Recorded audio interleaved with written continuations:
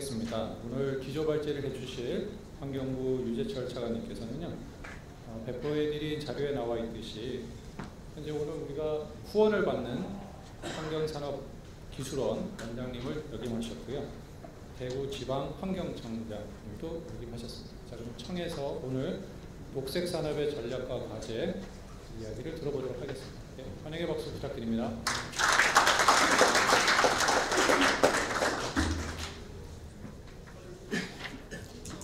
여러분 반갑습니다. 이런 자리에 서면 항상 머리가 하얘지는데요. 어떻게 시작을 해야 될까? 그런데 우리 원장님도 말씀 주셨지만은 대한민국 최고의 그 환경 전문가 석학분들 앞에서 감히 환경을 이야기한다는 게 보통 어려운 거 아니고 고민이 많거든요.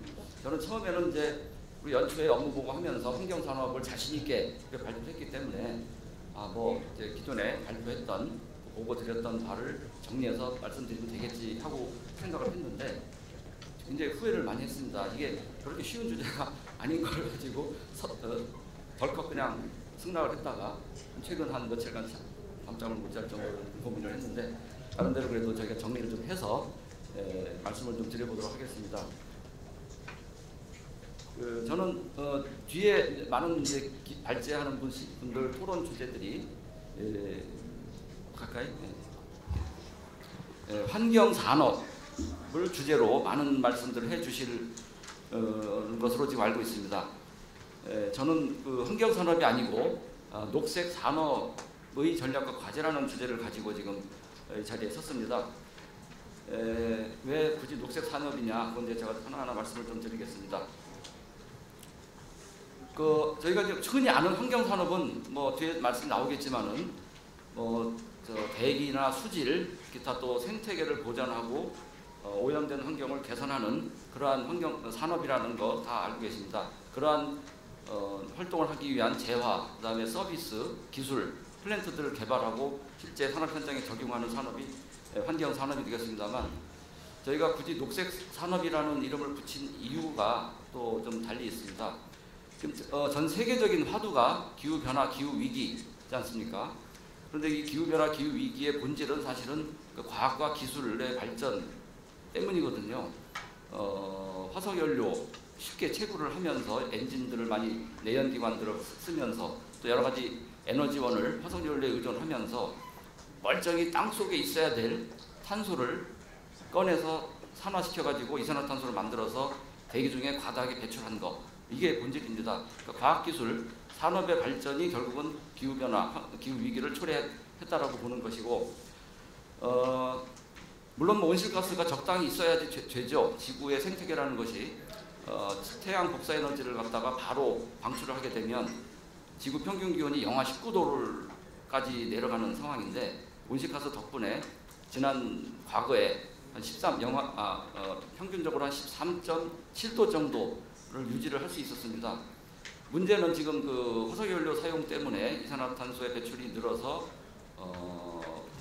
이산화탄소의 농도가 올라가면서 온실효과가 커지고 그로 인해서 지구 온도가 계속적으로 올랐는데 과거 한 1850년, 1900년도에는 이제 지구 기온을 측정을 했다고 합니다. 그때 당시 평균 기온이 13.7도, 지금은 14.9도까지 작년 21년째 올라갔습니다. 이런 것들이 이제 그 기후변화의 본질이고요. 보시다시피 이 기후변화를 얘기하면서 많은 말의 잔치들이 있었습니다. UNFCC를 시작으로 해서 또 현재 탄소 중립 말로 선언을 많이 하고 있습니다만은 과연 그것이 실천까지 이루어지는 그런 상황이냐?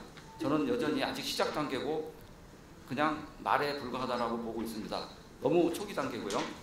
그런데 지금까지 그러한 그 말의 성찬으로만 넘어갈 수 있던 단계가 지났다라는 거죠. 이제 지나고 있습니다. 이유를 중심으로 해서 실질적인 규제, 경제 규제로 이어지는 그러한 여러 가지 활동들이 이루어지고 있습니다.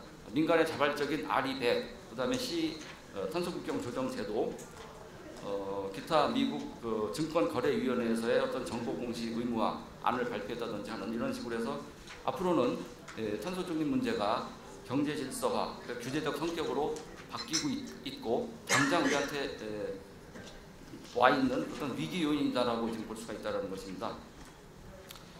근데 기존의 전통적인 환경산업, 범주를 가지고서는 이 문제를 도대체가 대처할 수 있는 방법이 없습니다.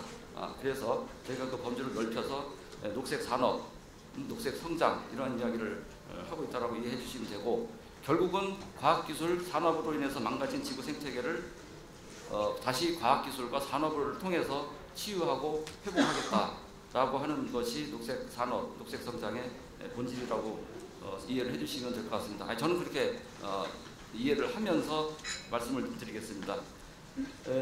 보시면은 전 세계적으로 또 EU, 미국, 중국과 일본 등 이런 모든 국가들이 지금 기후 위기를 현실적인 문제로 보고 여러 가지 자국의 이익을 대변한다라는 비판도 받지만은, 그러나 어쩔 수 없지 않습니까? 궁극적으로 지금 IPCC라든지 UNFCC 모든 나라들이 기후변화, 기후위기에 동의를 하고 있는 이상, 비록 그 기조의 자국의 이익을 도모하기 위한 동기가 있다고 하더라도 당장 우리한테는 그것이 장벽으로 왔기 때문에 대처해 나갈 수밖에 없는 그런 상황이다, 이렇게 말씀드립니다.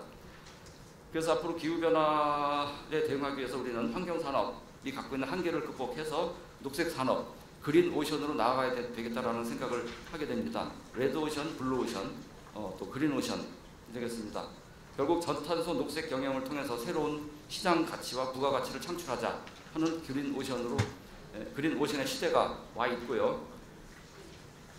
실질적으로 현재 글로벌 시장에서 그 녹색 투자가 굉장히 급속도로 팽창하고 있습니다. 맥켄지가 예상한 바에 따라도 2025년까지 전 세계가 매년 2,500조 원의 투자가 이루어질 것이다 이렇게 하고 있고, 또 10대 기후 테크 보시면은 재생에너지, 배터리 에너지 부분, 빌딩 쪽에, 또 자연 기반 해법을 포함해서 CCUS 등이 전부 다 10대 기후 테크의 일환이고, 이러한 쪽에 대한 투자가 앞으로 늘어나고 있다.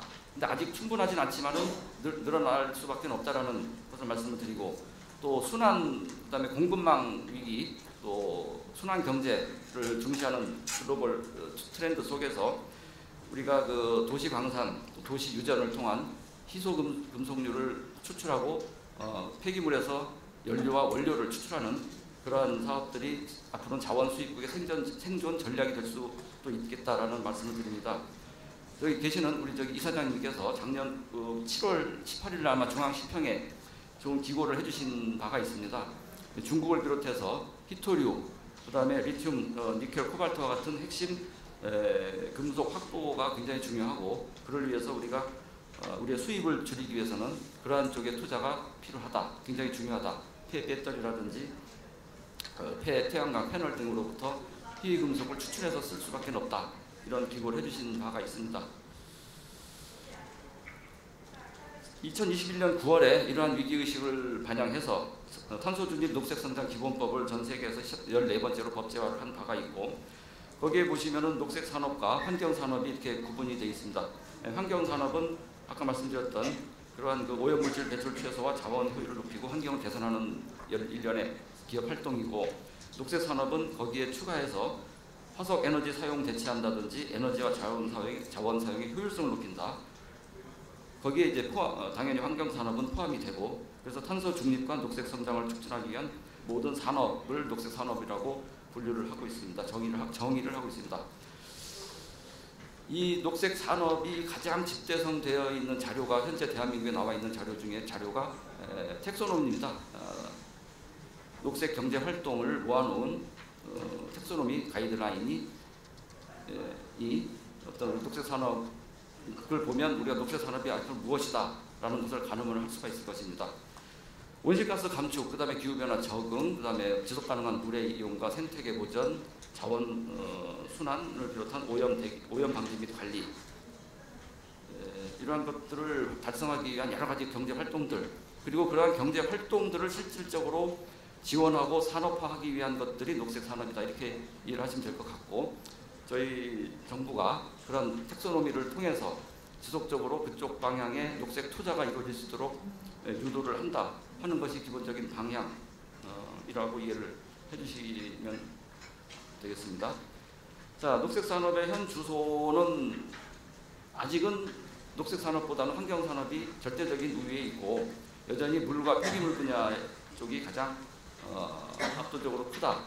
그럼에도 불구하고 에너지, 중에서도 화석 연료 에너지는 아니고 신재생 에너지 분야가 지속적으로 성장을 하고 있다, 이렇게 말씀을 드릴 수가 있고, 그다음에 그 대륙별로 봤을 때 북미, 유럽, 아시아가 굉장히 큰 시장입니다.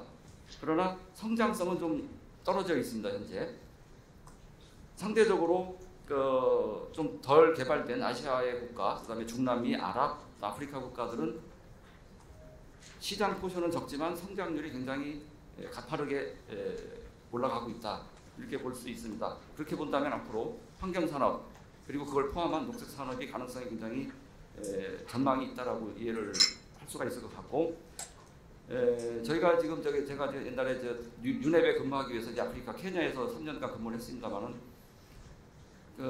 한국은 옛날에 이제 일반적인 전화기, 집집마다 연결되는 전화기를 쓰다가 모바일로 옮겨갔지 않습니까? 그런데 그런 나라들은 그런 시스템 없이 바로 모바일로 옮겨갔거든요.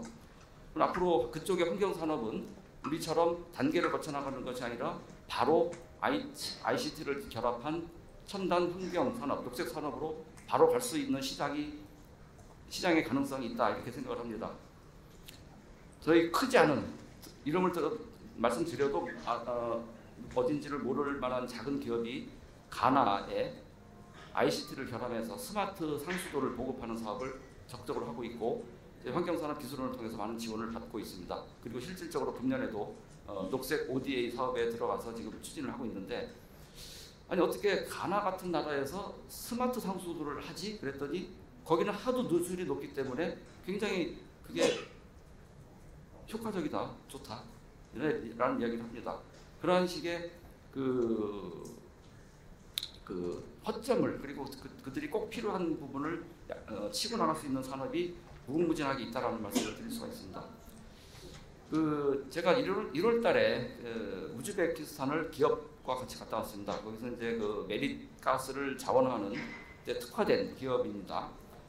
우즈벡하고 이제 최종 PPA, 그러니까 전력 구매 계약 체결 단계에서 제가 가서 좀 지원을 하고 해서 결실을 맺고 했지만은, 제가 거기를 간 게 희한하게도 제가 실장 때 한 번, 기술 원장 때 한 번, 또 차관되고 나서 한 번 갔어요. 그랬더니 그분들이 굉장히 저를 좋게 보면서 이 정도면은 저 기업을 신뢰할 수 있겠구나 라는 걸로 해서 갑자기 급진전이 이루어지고, 거기서 이제 CDM 사업을 통해서 국외 배출권을 올 수가 있는데, 이제 환경부가 또 일정 부분 또 지분 출자까지 했습니다. 그래서 국가 배출권을 얻을 수 있는 그러한 사업들도 있는데, 어떤 그런 식으로 해서 저희가 얼마든지 해외 시장 진출할 수 있는 기회가 많고, 우리나라의 폐기물 매립장에는 음식물 쓰레기들이 점점 없어져가지고 더 이상 매립가스 발전이 경제성이 없어지는데, 지금 개도국의 쓰레기 매립장은 매립가스 밭입니다, 밭.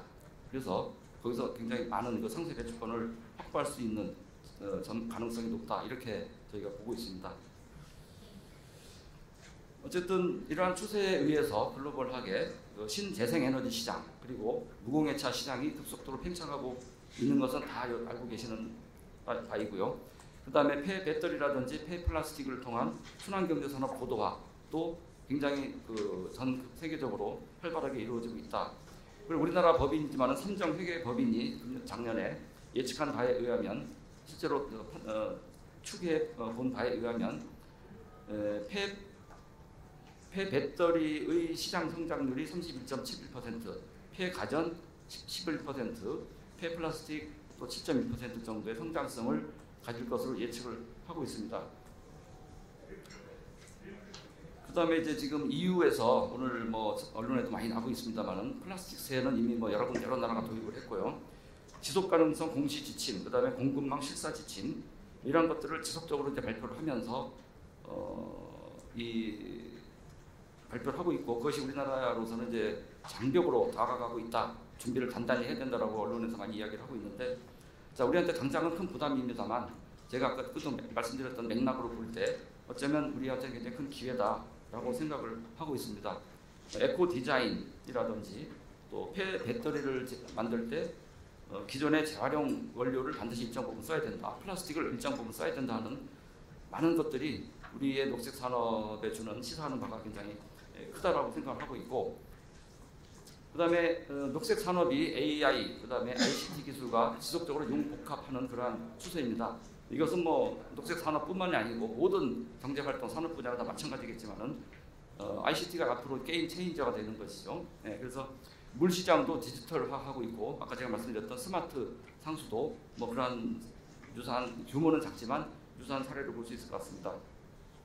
그다음에 에너지 산업에서도 지속적으로 ICT를 도입을 하면서 가장 효율적이고 가장 에너지 전략적인 수요 관리, 공급 관리를 동시에 도모할 수 있는 그러한 여지들이 크다고 봅니다.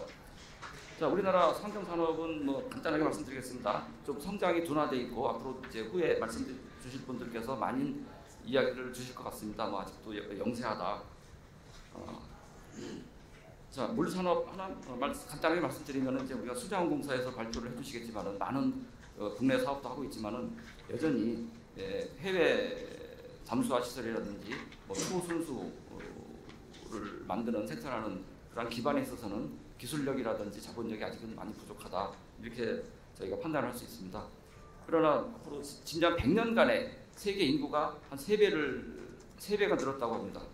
그런데 취수량은 그 여러 가지 산업 발전으로 인해서 7배가 증가하는 이러한 상황이죠. 그렇다 보면은 물 시장이 앞으로 굉장히 큰 시장이 클 가능성이 큰데 우리가 스마트 운영이라든지 여러 가지 그 기술 개발을 통해서 또 초순수 개발 같은 활동을 통해서 아직은 국내용에 머물러 있는 물 시장도 해외 시장으로 진출해야 되겠다라는 이야기를 합니다.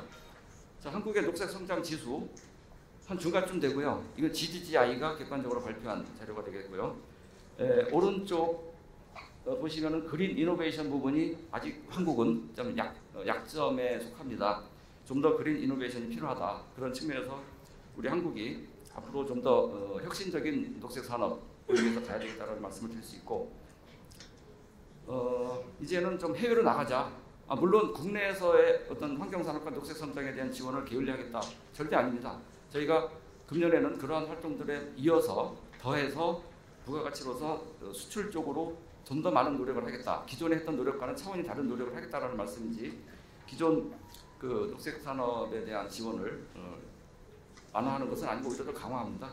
아까 말씀드렸던 텍소노미를 통한 녹색 채권에 대한 지원들, ESG 정보 공개 확대, 그리고 평가 강화, 또 개별 기업에 대한 ESG 컨설팅, 그다음에 유기성 폐자원 바이오가스 촉진법을 작년에 통과해서 올해 12월 말에 시행을 하거든요.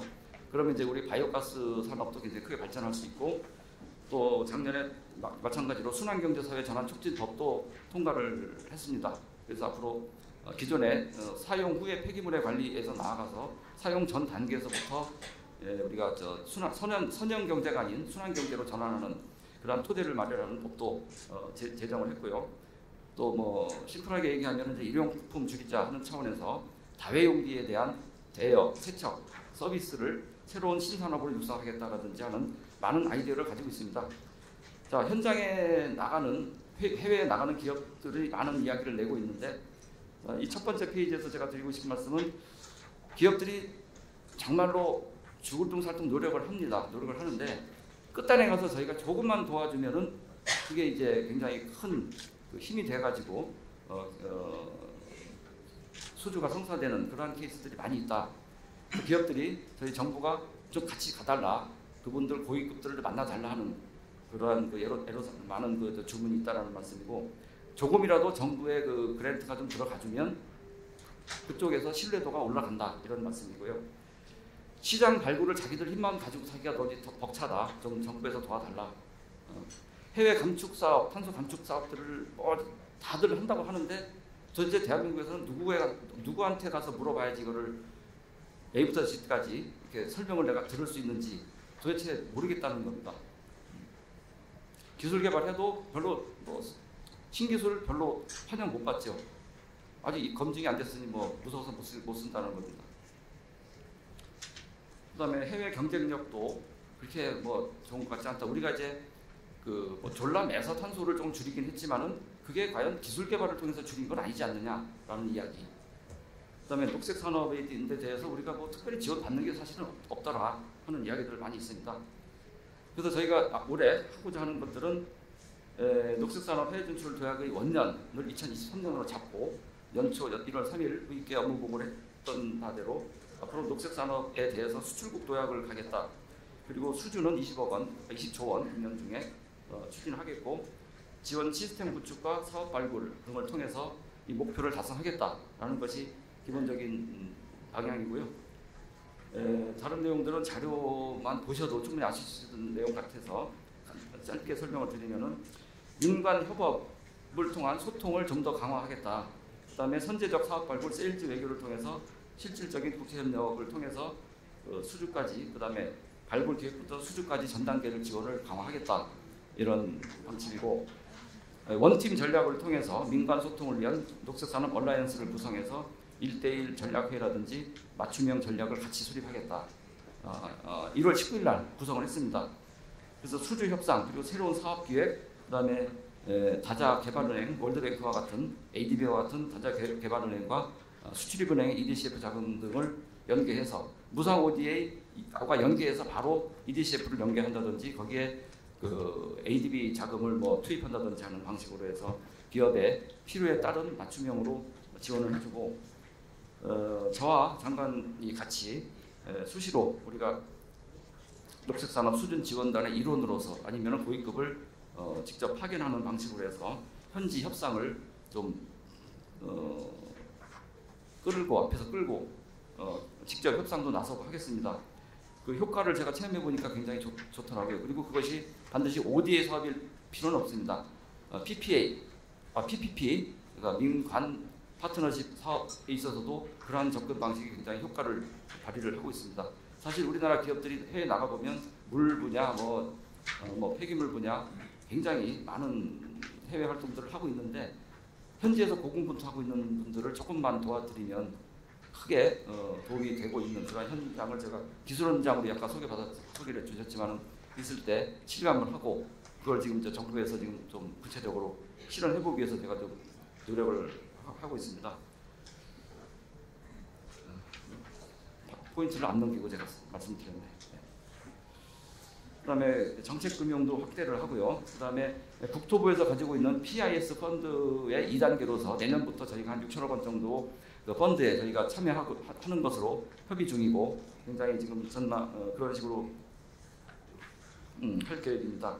그다음에 시장 개척단 그리고 제 차관 직속으로 녹색산업 해외 진출 지원단도 1월 30일 날 설치를 해서 직접적으로 유망기업 선별과 해외 진출을 지원할 계획이고 그다음에 종합무역상사 네트워크를 활용해서 중소기업의 판로 개척과 수주를 지원하는 활동도 하겠습니다.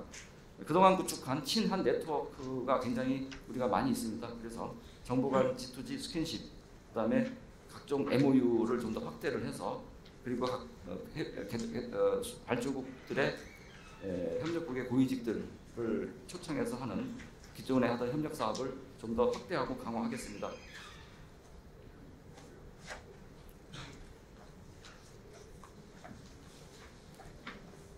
프로젝트 수요를 발굴해서 지금까지의 우리 그린 ODA가 무상 ODA 따로, 그다음에 유상 수출입은행에 의한 EDCF 유상 ODA 따로, 그다음에 MDB는 MDB대로 이렇게 분절적으로 했던 것을 앞으로 무상 ODA 하고 이거를 어떻게 이제 그 유상으로 이어있고 아니면 MDB 자금을 투입하도록 할 것이냐 하는 종합적으로 묶어서 패키지형으로 대형 프로젝트 형태로 저희가 추진을 하고자 합니다.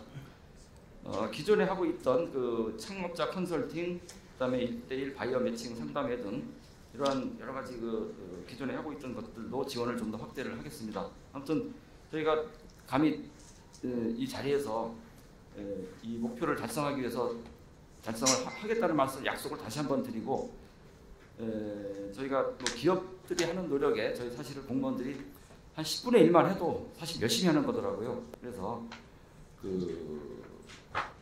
그분들이 정부의 지원이라는 것이 또 정부가 가지고 있는 여러 가지 지원 시스템이 이제는 좀 신뢰할 만하구나 하는 정부에 대한 신뢰. 특별히 저희 아까 우리 회장님이라든지 또 우리 원장님도 말씀 주셨지만은 기존에 환경부가 가지고 있는 규제부처로서의 ID에 더해서 여러 가지 지원 부처로서 역할을 확대를 하겠습니다. 그것이 시대적인 그 흐름에 맞는 것 같고요. 네. 최근에 여러 가지 환경부가 좀 풀어준 거 알고 계시죠?